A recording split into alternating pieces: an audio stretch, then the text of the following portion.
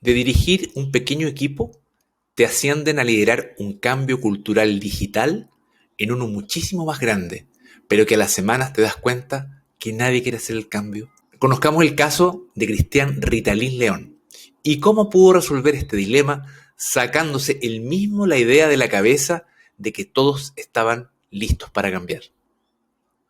Soy Cristian Parrao, coach para líderes, y te invito a que le pongas like a este video y te suscribas a este canal para recibir más contenido original sobre el liderazgo. Querido amigo Cristian Ritalin León, ¿cómo estás? Muy bien, Cristian Parrao. Oye, gracias por aceptar nuestra invitación de esto de historias de liderazgo.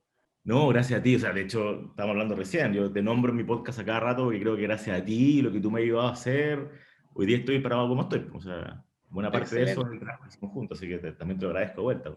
Excelente, muchas gracias. Yo sé que tú tienes muchas historias. Vamos a ver con qué nos sorprendes hoy. Bueno, en realidad, ya la gente cacha, son historias donde nos dejan un aprendizaje, sobre todo a la gente que le toca dirigir personas, ¿cachai? Liderar equipo, que a veces te encontrás en dilemas, con crisis a veces, y no sabéis cómo reaccionar. Entonces es bueno saber cómo otra persona lo tomó, qué hizo, qué criterio ocupó.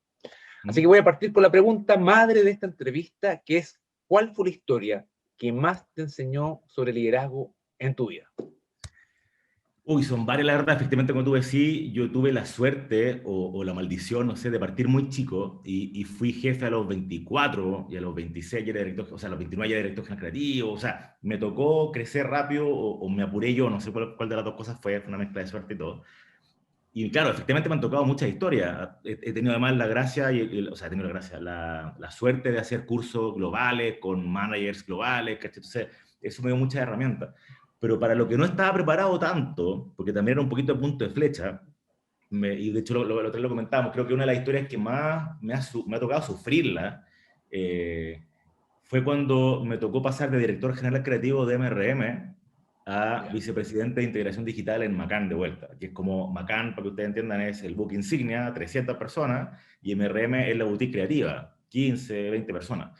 Entonces, claro, yo venía de Macan toda la vida trabajando con un equipo en una célula, cuando paso, y de hecho fue bien loco, porque yo nunca fui director creativo, yo pasé de supervisor a director general creativo.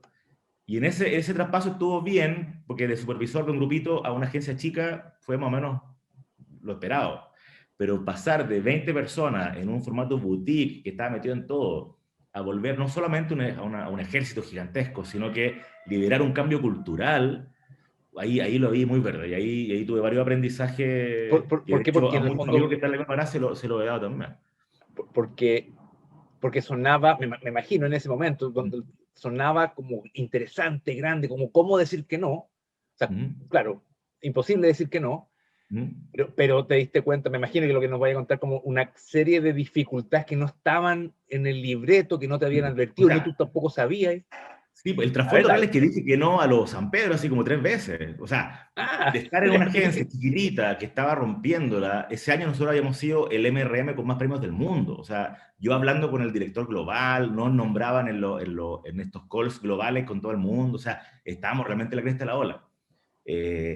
Y la pregunta ahí en su momento, que fue del que ahora es director regional, de Fernando Faccioli, que llegaba a liderar Macan Chile, era: Rita, yo quiero que lo que tú hiciste en MRM lo hicieras en Macan. Y al principio me negué varias veces porque de partida no sabía cuál era hacer mi cargo, porque yo toda la vida fui creativo. Sacarme la palabra creativo de la tarjeta me dolía, de verdad, porque era como la suma de mis hobbies, ¿cachai? Y llegar para allá era ser un cambiador cultural, pero ahí también lo loco era, pucha, yo en MRM la hice porque yo era el director general creativo, yo lideraba el equipo completo y tenía muy buen partner en ese entonces, Tito García. Entonces los dos como que liderábamos el cambio, de arriba para abajo. Si yo llegaba como director de integración, iba a ser o iba a estar en un punto que no tenía tanto control como para decir esto se cambia de un día para otro, y fue, ¿cachai? Y efectivamente fue un poco así. Por eso también después el vicepresidente, para estar a la par del otro vicepresidente, que no me peloteara, porque, y también es bien triste la historia, porque yo cuando vuelvo digo, ya, en mi cabeza era, viene Ritalin a ayudarnos a entender el mundo actual, y la verdad fue, viene Ritalin el que va a hacer los banners, ¿cachai? Bueno, finalmente tuve que armar un departamento de integración digital, y ahí empezaron a pasarme varias cosas, que primero, el primer choque fue lo que te decía, que llegué como, vengo a ayudarlos, y me dicen, toma, empecé a hacer los banners, y como, yo no hago banners tampoco, Y lo segundo, que fue un error que era súper lógico también, que como mi misión era cambiar la cultura de Macán, yo asumía que llegué a hablar con todos, así como con un megáfono, queridos Macanes, de un día para otro nos convertimos en una agencia más integrada. Entendiendo el contexto también, que Macán y la agencia grande en general son parte del status quo, o sea, ¿por qué a mí me va a interesar pasarme a algo digital o algo cuando estamos ganando plata en este otro nicho y el 99% de lo que hacemos es masivo y es mucha más plata que lo digital? Eso era obvio. Para mí el tema era un tema darwiniano, no era, oye, vengan a ganar más plata conmigo, era, métanse en digital para sobrevivir. ¿Cachai? Pero eso te diste cuenta después. O sea, no cachabas a lo que como el muro que te ibas a topar. Lo veía, pero siempre creí que me iban a ayudar a sacar ese muro y la verdad nunca fue así. Y al volver a Macán, me topo con esta muralla que me dice, no, estos son silos. O sea, estoy exagerando, pero porque el discurso, por supuesto, siempre era, no, sí, digital. Pero en la realidad era, oye, Rita, mira, está el comercial, mañana presentamos y quedaste la pata digital. Y yo no soporto, no hay nada que soporte menos que la palabra, la pata digital. Entendiendo que, bueno, y ahí no voy a dar el discurso que siempre doy, ahí pueden googlearlo, porque lo he dicho siempre, pero... Y en esos días, o sea, ¿cómo fue tu vivencia, digamos, en esos días de chuta, entendieron mal mi rol, estoy con un objetivo que no se está cumpliendo? ¿Cómo lo viviste ahí? Sí, Porque fue bien dramático, esta parte le sirve mucho a los líderes que a veces tienen sí. dilemas y dicen, chuta, ¿cómo lo hago? ¿Cómo fue Fue en tu muy caso? dramático porque yo traté de seguir el libro y de hecho literalmente armé un documento anillado y se lo entregué a cada director. O sea, de verdad que esta es la integración digital, en esto creemos, esto está avalado por Nueva York, así, esto es lo que vamos a hacer. Pero la verdad, en el día a día nadie lo pescaba, nadie lo abrió. Me preguntaban de repente, Rita, ¿y cómo hace? Oye, tenía un documento anillado en tu escritorio que te pasé, ahí sale todo, juntémonos, veámoslo. Y claro, lo dramático primero fue darme cuenta de que, bueno, una cosa que hice también, y creo que lo hice bien, fue llegar no solo, sino que con un project manager de brazo derecho. Porque yo decía, por supuesto que dentro de lo que vamos a hacer, el expertise digital no existe en los equipos, yo tampoco puedo ser un mono trabajando con los, no sé, 10 equipos que habían. Entonces traje un project manager para que él fuera el contacto entre el pensar y el hacer. Que en ese entonces partíamos con pura producción externa, o sea, teníamos un par de personas internas, pero la mayoría era con pura productora externa. A mí lo que me interesaba era el delivery de Macán como integrado. No que hiciéramos los banners internos o los sitios internos, no, eso era, por supuesto que iba a ser una también cuestión darwiniana, iba a crecer solo. Pero el gran problema ahí fue eso, que Macán sintió, o el equipo, no Macán, porque Macán sabía lo que venía, asumo, y sintió que yo era como el encargado de estos cachos digitales, que para ellos era un cacho, la verdad, a nadie le interesaba cambiar a digital. Ese era el gran problema. Y ahí, como digo, el gran error primero fue pensar que le hablaba a todo el mundo. Y después me topé, y ya no me acuerdo, fíjate, si lo vi primero y lo armé después, o lo leí primero y después lo vi en algún video. Pero Elon Musk no. Bueno, otro de los referentes, porque siempre lo Simon Sinek, el famoso creador del Círculo Dorado, que todos conocemos. Si tú no lo has visto, shame on you, porque es como el Kotler del siglo XXI, ¿cierto? Como esto del propósito de marca. Tiene también un discurso muy bonito, un video muy choro que habla de la teoría de la difusión de la innovación. ¿Ya? Y cuando yo veo eso, encontré el hilo para dónde agarrar. Y la teoría de la difusión de la innovación, que de hecho si tú ves, después que te dan compartir esa curva, que es un gráfico, imagínense una curva en la que él dice efectivamente lo que me está pasando a mí. Si tú le tratas de hablar a todo el mundo, por ejemplo con los autos eléctricos, todos cámbiense a auto eléctrico, no va a pasar nada. Lo que tú tienes que hacer primero es enfocarte en los primeros adoptantes, que deben ser como el 2,5 en la teoría, y los primeros adoptantes, perdón, no, los innovadores, perdón, que es el 2,5, y los primeros adoptantes, que es como el 8, tanto. O sea, el 12,5, entre comillas, no lo sé exacto, no me acuerdo, pero el 12,5% más o menos es el equipo o la gente que te va a pescar, que realmente está dispuesta a hacer un cambio. Y eso fue lo que hice. Primero, después de todos los golpes y, no sé, momentos en que, por ejemplo, presentamos ideas increíbles o conversamos ideas increíbles, y cuando llegamos a presentar me decían, no, pero eso viste haberlo visto tú con tu equipo, y yo decía, tú eres mi equipo, no tengo equipo, eres tú, es tu equipo. Cosas como esas que fueron golpes bien rudos al ego y a la frustración, heavy. Después me pasó eso, que dije, ¿sabes qué? Estoy haciéndola pésimo, esta cuestión me abrió los ojos, tengo que hablar con los que primero están dispuestos a hacer ese cambio y quieren hacer ese cambio, y fundamentalmente la gente más chica, los directores creativos o la gente más grande que ya, onda, tú sabéis que en 5 años más van a jubilar, por supuesto no les interesaba hacer un cambio cultural después de 30 años trabajando, pero los más chicos decían, por supuesto que hay que hacerlo, si no, ¿qué voy a hacer en 10 años más? Y a ese equipito empecé de a poco a entender lo que estaban haciendo, porque también estaban ellos mismos también súper frustrados, que decían, no, llegué y estoy haciendo pura radio y quiero hacer cosas más digitales, quiero entender el futuro.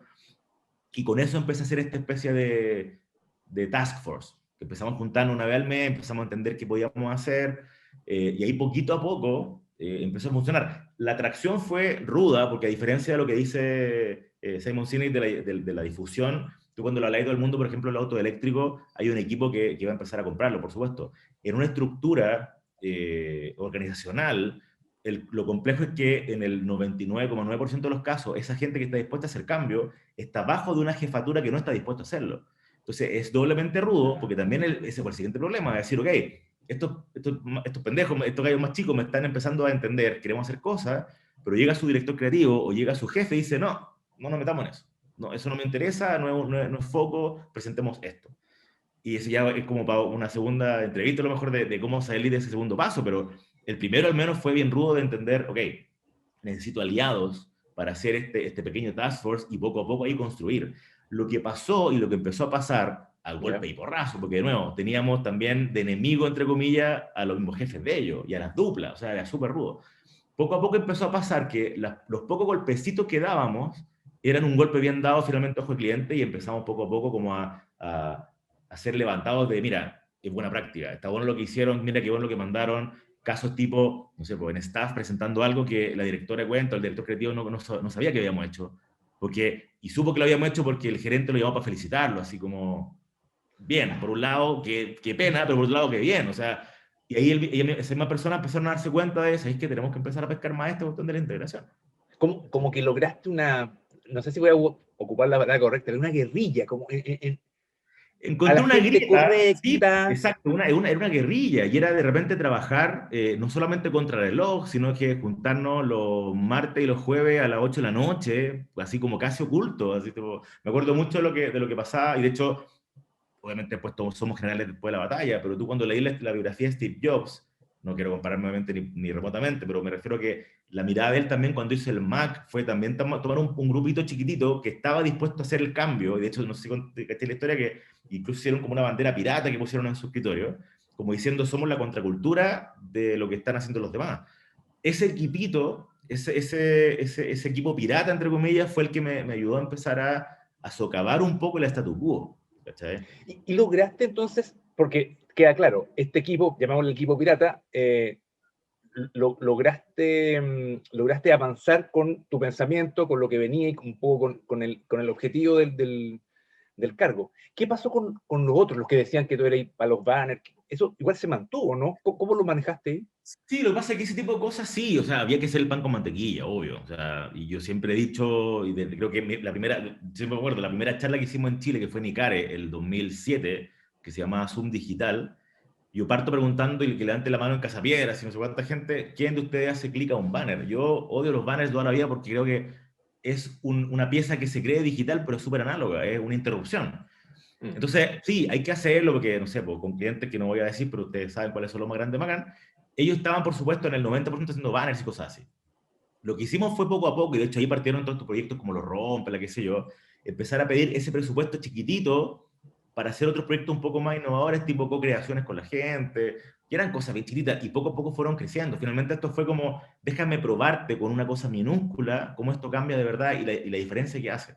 ¿Cachai? Lo mismo pasó con los equipos. Los equipos empezaron poco a poco a entender que la pata digital no existía, que la pata digital era un error, y que la mirada integrada realmente es lo que realmente funcionaba. Ahora, también es un proceso fundacional y un proceso, es que ese problema es como cuando uno habla de la velocidad digital.